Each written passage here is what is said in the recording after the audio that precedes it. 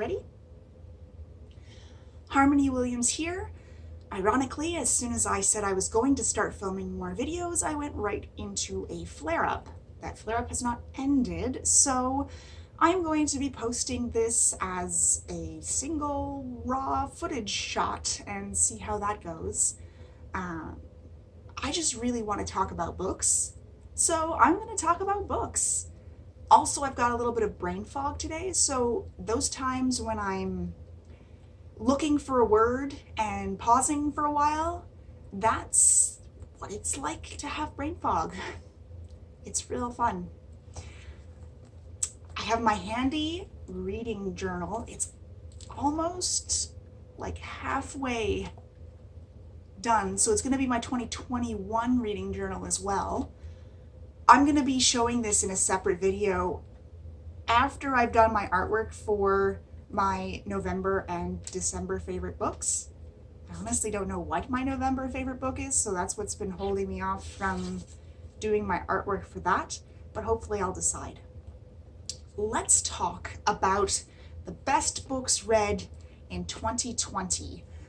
There's a lot of them, and I don't want to be rambling here for like 4 or 5 hours, so I'm going to be choosing 5. Let's see. Let's talk about the 5 2020 releases that I have read and enjoyed the most. Let's see what I've got. Upright Women Wanted by Sarah Gailey. This was my first Sarah Gailey book, and their writing is just so, I don't want to say fuzzy, because Sarah Gailey is definitely a lot more action and intrigue than what I would call a fuzzy book. But it just made me feel so warm and seen, probably because in all of Sarah Gailey's books that I've now read, and I've gone through and now read their backlist, I have found queer characters that brain fog. When I read a queer character, especially if I don't know that the book will have queer characters going in, it just makes me feel so like warm and fuzzy and seen inside. And that was part of the feeling that I got when I read Upright Women Wanted. The other part that I got was just this empowering feeling.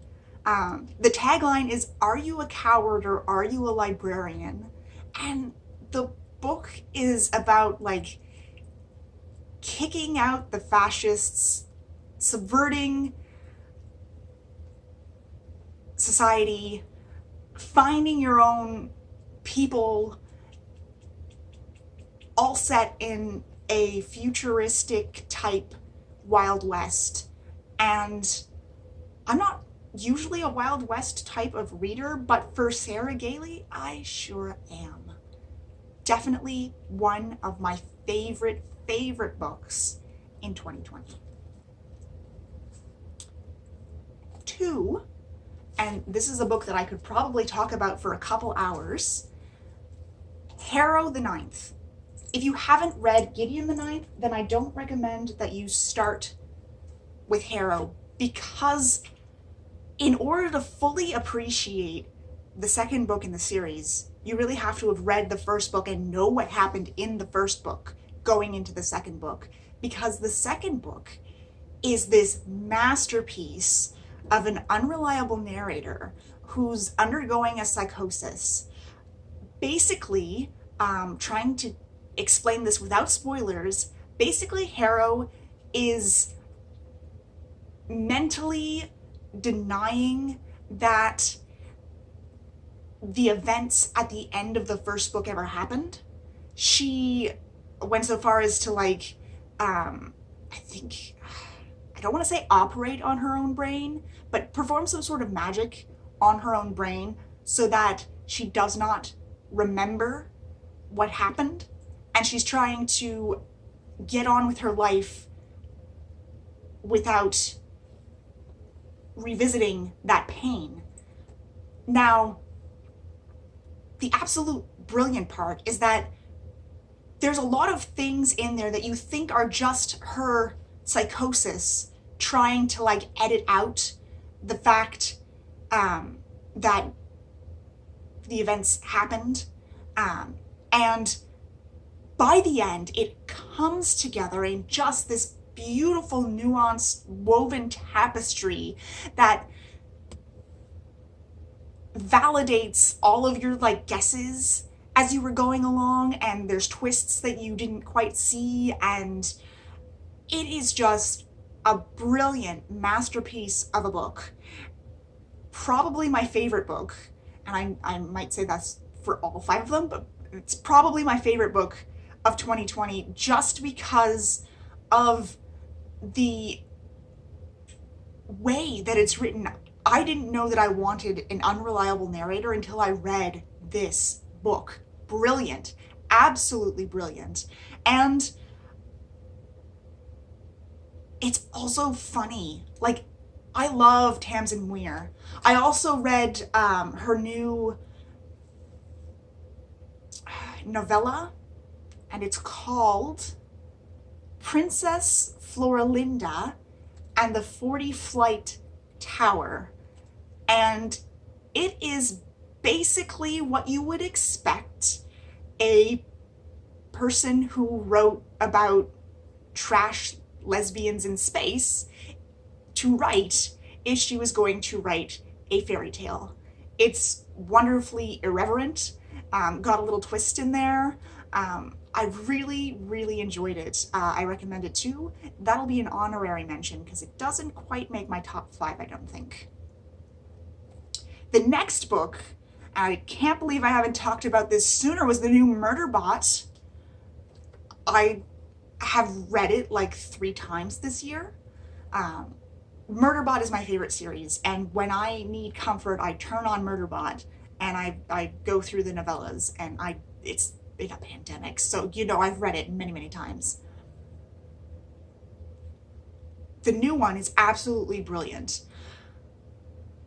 I knew because I was emailing the author, because I'm such a nerdy fangirl, that the new book was going to feature art in some way.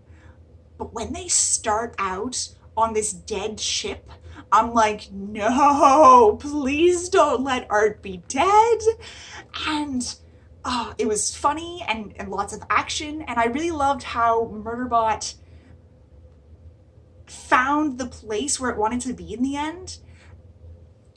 It just leaves me with such a good feeling. Like, I adore this series in general, and this book it definitely held up the standard of the rest of the series. I definitely recommend that.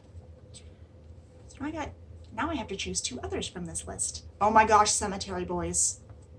Hands down, Cemetery Boys by Aiden Thomas. Fantastic. I kind of dip into young adults now and again. Mostly I stick to adult, but I really enjoyed the premise of this, and I was hearing so many good things, so I started reading it, and it just absorbed me into this narrative. I absolutely loved it. I loved Yadriel. I loved Julian. I loved Julian's found family. It was just so soft and happy, and like them finding their way together, because it is a paranormal romance. The author's very open about it being a paranormal romance, and of course queer characters brings the fuzziness level way up. I'm not very coherent about my love for this one, but I did enjoy it. And I won't say it was super twisty, because I did guess the twist or the villain, but I felt like it was hidden well enough that I was satisfied in having known who it was when I got to that point. And I liked the way that there was little foreshadowing about how that main situation was going to be resolved. I do like how that came across. But it's the characters. It's the characters and like the tone of the story and just the concept that Gabrielle is able to see ghosts and raise a ghost, that makes it just a really, really fun read. And I definitely highly recommend that. And oh no, now I have to choose one more. Oh dear. Trying to choose just one here is going to be hard. I'm going to go with The House in the Cerulean Sea by TJ Klune. Another one that is super, super fuzzy. I really enjoyed what TJ Klune did with this because it starts out kind of bleak. He's got the main character in like this bureaucratic world where he doesn't really fit, and then he has to go out to this island, and this island by contrast is filled with color and laughter and pranks, and I just really enjoyed the juxtaposition between those two settings. Even though it took me a little while because it was a little bit bleak in the beginning to get into it, I was really glad that I stuck with it and read it until they got to The House in the Cerulean Sea, because once I got there, I could not stop reading. It was just so warm and happy, and I loved all of the characters. I love the connection that we ended up making with the children. I loved the connection with the adults as well, and just that found family was beautiful and wonderful, and I just ran out of words again. But it's definitely one of the better Klune books. And it amazes me that TJ Klune can write such varied books in terms of tone. I've read several TJ Klune books now, and like Wolf Song has a very